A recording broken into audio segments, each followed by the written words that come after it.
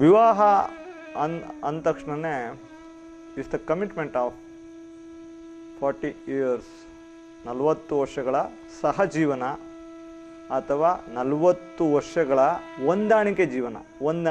ಹೊಂದಾಣಿಕೆ ಅಂದ್ರೇನು? ಅವರಲ್ಲಿರ್ತಕ್ಕಂಥ ಲೋಪದೋಷಗಳೇನಿದೆ, ಅವ್ರದ್ದೇನು ವೀಕ್ನೆಸ್ ಇದೆ ಪರಸ್ಪರ, ಅದ್ರ ಜೊತೆ ಹೊಂದಾಣಿಕೆ ಆಗಬೇಕು.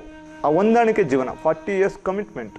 ಒಂದು ಹುಡುಗಿಗೆ 25 ವರ್ಷಕ್ಕೆ ಮದುವೆ ಮಾಡೋದು ಅಂತಂದರೆ ಆಕೆ 70 ವರ್ಷ ಬದುಕ್ತಾಳೆ ಅಂದರೆ ಕನಿಷ್ಠ ಪಕ್ಷ 45 ವರ್ಷ ಆಕೆಗೆ ವಿವಾಹ ಜೀವನ ಸಿಗ್ಬೇಕಾಗುತ್ತೆ. ಅದೇ ರೀತಿ ಒಂದು ಹುಡುಗಂಗೆ ನಾವು 30 ವರ್ಷ ಮದುವೆ ಮಾಡ್ತೀವಿ ಅಂತಂದರೆ ಅವನು 70 ವರ್ಷ ಬದುಕ್ತಾನೆ ಅಂದರೆ 40 ವರ್ಷ ಆತನಿಗೆ ವಿವಾಹ ಜೀವನ ಸಿಗ್ಬೇಕಾಗುತ್ತೆ. 40 years. ಇಷ್ಟೊಂದು ದೀರ್ಘಕಾಲ ವಿವಾಹ ಜೀವನ ಪರಸ್ಪರರಿಂದ ಸಿಗುತ್ತಾ ಅನ್ನೋದು ಪ್ರಶ್ನೆ. ಪರಸ್ಪರರಿಂದ ಈಗ ಮೂಲ ಜಾತಕದಲ್ಲಿ ಎಲ್ಲರಿಗೂ ನಿರ್ದಿಷ್ಟವಾದ ಆಯಸ್ಸಿರುತ್ತೆ. ಆದರೆ ಈಗ ನಾವು ಯೋಚಿಸ್ತಾ ಇರೋದು ಗಂಡನ ಜಾತಕದಿಂದ ಹೆಂಡತಿಗೆ ಆಯಸ್ಸು, ಹೆಂಡತಿಯ ಜಾತಕದಿಂದ ಗಂಡನಿಗೆ ಆಯಸ್ಸು ಸಿಗುತ್ತಾ ಅಂತ.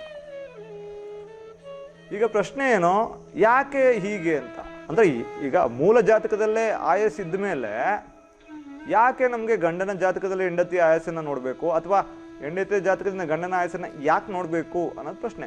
ಈ ಪ್ರಶ್ನೆಗೆ ಉತ್ತರ ಏನಪ್ಪಾ ಅಂದರೆ, ಗಂಡ ಹೆಂಡತಿಯ ಸಂಬಂಧ ಅನ್ನೋದೇನಿದೆಯಲ್ಲ, ಇದು ಬೇರೆ ಎಲ್ಲ ಸಂಬಂಧಗಳಿಂದ ಮೀರಿದ್ದು. ಅಲ್ಲಿ ಪರಸ್ಪರ ಒಂದು ದೇಹ, ಆ ದೇಹದಲ್ಲಿರ್ತಕ್ಕಂಥ ಒಂದು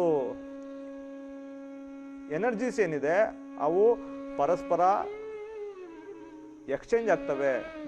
ಇವರ ಸ್ತ್ರೀ ದೇಹದಲ್ಲಿರ್ತಕ್ಕಂಥ ಒಂದು ಶಕ್ತಿ ಪುರುಷನ ದೇಹಕ್ಕೆ, ಪುರುಷನ ದೇಹದಲ್ಲಿರ್ತಕ್ಕಂಥ ಶಕ್ತಿ ಸ್ತ್ರೀ ದೇಹಕ್ಕೆ ಬರುತ್ತೆ. ಬೇರೆ ಯಾವುದೇ ಮನುಷ್ಯ ಸಂಬಂಧಗಳಲ್ಲಿ ಈ ರೀತಿ ಅವಕಾಶ ಇಲ್ಲ. ಪರಸ್ಪರ ಇಬ್ಬರಲ್ಲಿರ್ತಕ್ಕಂಥ ಶಕ್ತಿ ಬದಲಾವಣೆ ಆಗುತ್ತೆ.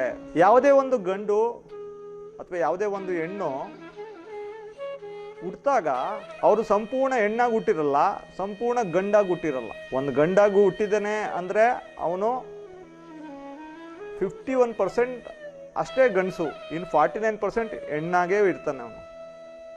ಅಥವಾ ಒಂದು ಹುಡುಗಿಯಾಗಿ ಹುಟ್ಟಿದಾಳೆ ಅಂದರೆ ಅದು 51% ಅಷ್ಟೇ ಹುಡುಗಿಯದು, ಇನ್ನು 49% ಗಂಡಿರುತ್ತೆ, ಅಲ್ಲಿ ಗಂಡಿನ ಅಂಶ ಇರುತ್ತೆ. ಯಾವಾಗ ಮದುವೆ ಆಗ್ತಾರೆ, ಮದುವೆ ಆಗಿ ಪರಸ್ಪರ ಒಬ್ಬರನ್ನೊಬ್ರು ಮಿಲನ ಆದಾಗ ಅಲ್ಲಿ ಆ ಒಂದು ಏನು ಬ್ಯಾಲೆನ್ಸ್ ಇತ್ತು, ಇಂಬ್ಯಾಲೆನ್ಸ್ ಇತ್ತು, ಅದು ಸರಿ ಹೋಗುತ್ತೆ ಅಥವಾ ಸರಿ ಹೋಗೋದಿಲ್ಲ. ಎರಡರಲ್ಲೊಂದು ಆಗುತ್ತೆ, ಸರಿ ಹೋಗುತ್ತೆ ಇಲ್ಲ ಸರಿ ಹೋಗಲ್ಲ. ಹಾಗಾಗಿ ಇದು ಬಹಳ ಮುಖ್ಯ ಆಗುತ್ತೆ. ಅವರಿಂದ ಒಂದು ಒಳ್ಳೆ ಎನರ್ಜೀಸ್ ಪರಸ್ಪರ ಸಿಕ್ಕಿದಾಗ ಆಯಸ್ಸು ದೀರ್ಘಕಾಲವಾಗಿ ಬರುತ್ತೆ, ಅಥವಾ ಒಂದು ನೆಗೆಟಿವ್ ಎನರ್ಜಿ ಸಿಕ್ಕಿದಾಗ ಆಯಸ್ಸು ಕುಂಠಿತ ಆಗುತ್ತೆ ಅಷ್ಟೇ. ಇದು ಒಂದು ದೃಷ್ಟಿಕೋನ. ಆದರೆ ಇನ್ನೊಂದು ದೃಷ್ಟಿಕೋನ ದೈಹಿಕವಾದ ದೃಷ್ಟಿಕೋನ, ಆದರೆ ಇನ್ನೊಂದು ದೃಷ್ಟಿಕೋನ ಮಾನಸಿಕವಾದ ದೃಷ್ಟಿಕೋನ.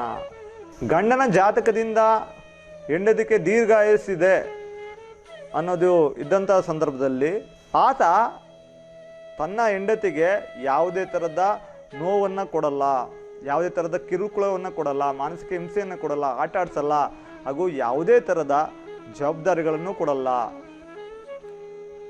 ಅವಳನ್ನ ಒಬ್ಬ ಹೆಂಡತಿಯಾಗಿ ಅಷ್ಟೇ ಆತ ಸ್ವೀಕರಿಸ್ತಾನೆ. ಆಕೆಗೆ ಯಾವುದೇ ಥರ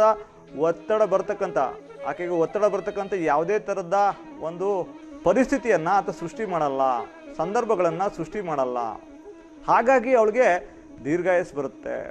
ಅದೇ ರೀತಿ ಹೆಂಡತಿ ಜಾತಕದಿಂದ ಗಂಡನಿಗೆ ದೀರ್ಘಾಯಸ್ಸು ಇದೆ ಅಂದ ಪಕ್ಷದಲ್ಲಿ ಅವಳು ಅಷ್ಟೇ ಆ ಥರ ಇದ್ದಾಗ ಗಂಡನಿಗೆ ಯಾವುದೇ ಥರದ ನೋವನ್ನು ಕೊಡಲ್ಲ, ಹಿಂಸೆಯನ್ನು ಕೊಡಲ್ಲ, ಯಾವುದೇ ಥರದ ಜವಾಬ್ದಾರಿಗಳನ್ನ ಕೊಡಲ್ಲ, ಒತ್ತಡವನ್ನು ಕೊಡಲ್ಲ, ನೋವನ್ನು ಬರ್ತಕ್ಕಂಥ ಸಂದರ್ಭಗಳನ್ನು ಕೊಡಲ್ಲ. ಎಲ್ಲ ಸಂದರ್ಭದಲ್ಲೂ ಆಕೆಗೆ ಬೆಂಬಲವಾಗಿ ನಿಲ್ತಾಳೆ, ಎಲ್ಲದಕ್ಕೂ ಹೊಂದಾಣಿಕೆ ಆಗ್ತಾಳೆ.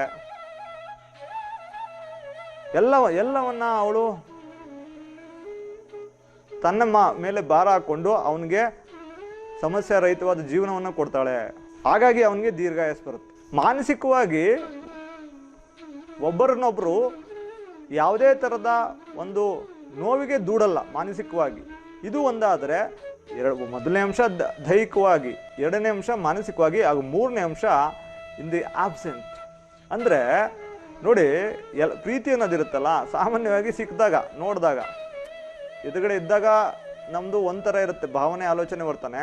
ಎದುರುಗಡೆ ಇಲ್ಲದಾಗ ನಮ್ಮದು ಒಂಥರ ಇರುತ್ತೆ ಭಾವನೆ, ಆಲೋಚನೆ, ವರ್ತನೆ. ಆದರೆ ಅವ್ರಿಗೇನಾದರೂ ಗಂಡನ ಜಾತಕದಿಂದ ಹೆಂಡತಿಗೆ ಆಯಸ್ ಜಾಸ್ತಿ ಅಂದಾಗ ಅವನಿಗೆ ಸದಾಕಾಲ ಹೆಂಡತಿ ಬಗ್ಗೆ ಒಂದೇ ಭಾವನೆ ಇರುತ್ತೆ. ಅವಳ ಬಗ್ಗೆ ಎದುರುಗಡೆ ಇದ್ದಾಗ ಪ್ರೀತಿ ಮಾಡೋದು, ಇಲ್ಲದಾಗ ಬೈಯೋದು, ಅಮ್ಮನ ಹತ್ರ ಹೋಗಿ ಅನ್ನೋದು ಒಂದು ರೀತಿ ಬೈಯೋದು, ಅಕ್ಕ ತಂಗಿರ ಹತ್ರ ಹೋಗಿ ಒಂದು ರೀತಿ ಬೈಯೋದು, ಮಕ್ಕಳು ಮುಂದೆ ಒಂದು ರೀತಿ ಬೈಯೋದು, ಅವಳು ಬಂದಾಗ ನಾನು ಹಂಗಂದಿಲ್ಲ ಅನ್ನೋದು. ಅಥವಾ ಇವಳು ಅಷ್ಟೇ, ಗಂಡ ಇಲ್ಲದಾಗ ಗಂಡಂಗೆಲ್ಲ ಬೈಯೋದು, ಮತ್ತು ಅಕ್ಕ ತಂಗಿರ ಹತ್ರ ಎಲ್ಲ ಬೈಯೋದು. ಆಮೇಲೆ ಅವನ ಎದುರುಗಡೆ ಇಲ್ಲಪ್ಪ ಆ ಥರ ಎಲ್ಲ ನೀನು ಒಳ್ಳೆ ಅದ್ಭುತ ಮನುಷ್ಯ ಅನ್ನೋದು.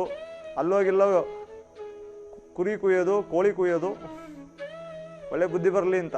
ಅಂದರೆ ಈ ಥರ, ಅಂದರೆ ಯಾವುದೇ ಥರದ ಒಂದು ಆಕ್ಷೇಪಣೆಗಳಿರಲ್ಲ ಪರಸ್ಪರ. ಅವರ ಎಲ್ಲ ವಿಚಾರಗಳನ್ನು ಅವರು ಸಂಪೂರ್ಣವಾಗಿ ಸ್ವೀಕರಿಸಿದ್ದಾರೆ. ಹಾಗಾಗಿ ಒಂದು ಪಾಸಿಟಿವ್ ವೈಬ್ ಬರ್ತಾ ಇರುತ್ತೆ, ಪಾಸಿಟಿವ್ ವೈಬ್ರೇಷನ್ಸ್ ಇರುತ್ತೆ ಪರಸ್ಪರ. ಅವ್ರಿಗೆ ಆಯಸ್ ಜಾಸ್ತಿ ಇದೆ ಅಂದರೆ ಪಾಸಿಟಿವ್ ವೈಬ್ರೇಷನ್ಸ್ ಇರುತ್ತೆ ಒಬ್ರನ್ನ ಕಂಡ್ರೆ ಒಬ್ಬರು. ಯಾವಾಗ ಆಬ್ಸೆನ್ಸಲ್ಲಿ, ಪ್ರೆಸೆನ್ಸಲ್ಲ, ಪ್ರೆಸೆನ್ಸಲ್ಲಿ ಎಲ್ಲರೂ ಏನೋ ನನ್ನ ಪ್ರಕಾರ ಬಾಲ ಮುಚ್ಕ ಇರ್ತಾರೆ ನನ್ನ ಪ್ರಕಾರ ಅಲ್ವಾ. ಈ ಸಾಮಾನ್ಯ ಗಂಡಸ್ರು ಏನು ಗೊತ್ತಾ, ಅಮ್ಮನ ಹತ್ರ ಹೋದ ತಕ್ಷಣ ಫುಲ್ಲು ಹುಲಿ ಆಗ್ಬಿಡ್ತಾರೆ. ಅಮ್ಮ ಏನೋ ಹೆಂಡತಿ ಬಗ್ಗೆ ಮಾತಾಡ್ತಾಳೆ, ಏನಂತ, ನೋಡೋ ನೀನು ಹೆಂಡತಿ ಈ ಥರ ಅಂತ. ಉಂಕಣಮ್ಮ, ಅವಳಿಗೆ ಹಂಗೇನಮ್ಮ, ಅವಳಿಗೆ ಬುದ್ಧಿ ಕಲಿಸ್ಬೇಕು, ಅವಳಿಗೆ ನಾನು ನೋಡ್ತಾ ಇದ್ದೀನಮ್ಮ, ಇದು ಈಗಲಿಂದಲ್ಲಮ್ಮ, ಮೊದಲಿಂದನೂ ಹಂಗೆ ಮಾಡ್ತಾ ಇದ್ದಾಳೆ ಅವಳು, ಸರಿಯಿಲ್ಲಮ್ಮ ಅವಳು, ಭಾಳ ಹಂಗೆ ಅಮ್ಮ, ನನಗೂ ಅನಿಸ್ತಾ ಇದೆ ಅಮ್ಮ, ಏನು ಮಾಡೋದು ಅಂದ್ಕೊಂಡು ಸುಮ್ಮನೆ ಇದ್ದೀನಮ್ಮ, ಮಕ್ಕಳು ನೋಡಿಕೊಂಡು ಅಂತ. ಹೋಗ್ಲಿ ಬಿಡಪ್ಪ, ಆಯಿತು, ಹೆಂಗೋ ಅಡ್ಜಸ್ಟ್ ಮಾಡ್ಕೊಂಡು ಹೋಗೋಣ ಅಂತ ತಾಯಿ ಅಂತಾಳೆ. ಹಿಂಗೆ ತಾಯಿ ಮಗ ಮೀಟಿಂಗ್ ಮಾಡ್ತಿರ್ತಾರೆ. ಅದೇ ಥರ ಅವ್ವ ಮಗಳು ಸೇರ್ಕೊಬಿಟ್ರೆ ಮುಗೀತು. ಅವ್ವ ಏನು ಮಾಡ್ತಾಳೆ, ಮಗಳೇನು ಮಾಡ್ತಾಳೆ, ಹೇಳ್ತಾಳೆ, ನೀನು ಅಳಿಯ ಹಂಗೆ ಕಣಮ್ಮ, ಹಿಂಗೆ ಕಣಮ್ಮ, ಹಂಗೆ ಮಾಡ್ತಾನೆ, ಹಿಂಗೆ ಮಾಡ್ತಾನೆ ಅಂತ. ತಾಯಿನೂ ಒಂಚೂರು ಎತ್ಕೊಡ್ತಾಳೆ. ಒಬ್ರಿಗೊಬ್ರು ಬೈಕೊಂಡು ಕೂತಿರ್ತಾರೆ. ಏನು ಮಾಡೋದು, ಅಡ್ಜಸ್ಟ್ ಮಾಡ್ಕೊಂಡು ಹೋಗಮ್ಮ ಅಂತ ಲಾಸ್ಟ್ಗೆ ತಾಯಿ ಕನ್ಕ್ಲೂಡ್ ಮಾಡ್ತಾಳೆ. ಅಂದರೆ ನಾವು ಯಾರ್ದಾರೋ ಆಬ್ಸೆನ್ಸಲ್ಲಿ, ನಮ್ಮ ಆಬ್ಸೆನ್ಸಲ್ಲಿ ನಾವು ಅವ್ರ ಬಗ್ಗೆ ಏನು ಅಭಿಪ್ರಾಯ ಇಟ್ಕೊಂಡಿದ್ದೀವಿ, ಯಾವ ರೀತಿ ಯೋಚಿಸ್ತೀವಿ, ಯಾವ ರೀತಿ ಅವ್ರನ್ನ ನಾವು ತಗೊಳ್ತೀವಿ, ಇದು ಬಹಳ ಮುಖ್ಯ ಆಗುತ್ತೆ ಅವ್ರ ಆಬ್ಸೆನ್ಸಲ್ಲಿ. ಯಾಕಂದರೆ ಅವ್ರ ಪ್ರೆಸೆನ್ಸಲ್ಲಿ ನೀವೇನು ಮಾತಾಡ್ತೀರಿ ಅಥವಾ ಅವ್ರಿಗೆ ಏನು ಒಳ್ಳೇದನ್ನು ಬಯಸ್ತೀರಿ ಅನ್ನೋದಕ್ಕಿಂತ ಅವ್ರ ಆಬ್ಸೆನ್ಸಲ್ಲಿ ಏನು ಬಯಸ್ತೀರಿ ಅನ್ನೋದು ಇಂಪಾರ್ಟೆಂಟ್ ಆಗುತ್ತೆ. ನೀವು ಅವ್ರ ಆಬ್ಸೆನ್ಸಲ್ಲೂ ಕೂಡ ಒಳ್ಳೇದನ್ನು ಬಯಸ್ತೀರಿ ಅಂದಾಗ ಆಟೋಮೆಟಿಕಲ್ಲಿ ಆ ಮನುಷ್ಯನಿಗೆ ಒಳ್ಳೆ ರೀತಿಯ ಆಯಸ್ಸು, ಒಳ್ಳೆ ರೀತಿಯ ಆರೋಗ್ಯ ಬಂದೇ ಬರುತ್ತೆ. ಈ ಮೂರು ಅಂಶಗಳು ನಾವು ಗುರುತಿಸ್ಬೇಕಾಗತ್ತೆ. ಸಾಮಾನ್ಯವಾಗಿ ಈಗ ನೋಡಿ, ಈಗ ಜಾತಕ ಅನ್ನೋದು ಒಂದು ಪ್ಯಾರಾಮೀಟರ್ಸ್. ಈಗ ನಾನು ನಿಮಗೆ ಸ್ಪಷ್ಟವಾಗಿ ಹೇಳ್ತೀನಿ, ಜಾತಕ ಇಲ್ಲ ಅಂದರೆ ಒಬ್ಬ ವ್ಯಕ್ತಿನ ಅರ್ಥ ಮಾಡ್ಕೊಳ್ಳೋಕೆ ಸಾಧ್ಯವೇ ಇಲ್ಲ. ಅವನೇ ಅರ್ಥ ಮಾಡ್ಕೊಳಕ್ಕಾಗಲ್ಲ ಬಿಡಿ, ಅವನ ಬಗ್ಗೆ ಅವನಿಗೆ ಗೊತ್ತಿರಲ್ಲ. ಇನ್ನು ಹೆಂಡತಿ ಬಗ್ಗೆ ಅಂತೂ ಖಂಡಿತ ಗೊತ್ತಿರಲ್ಲ.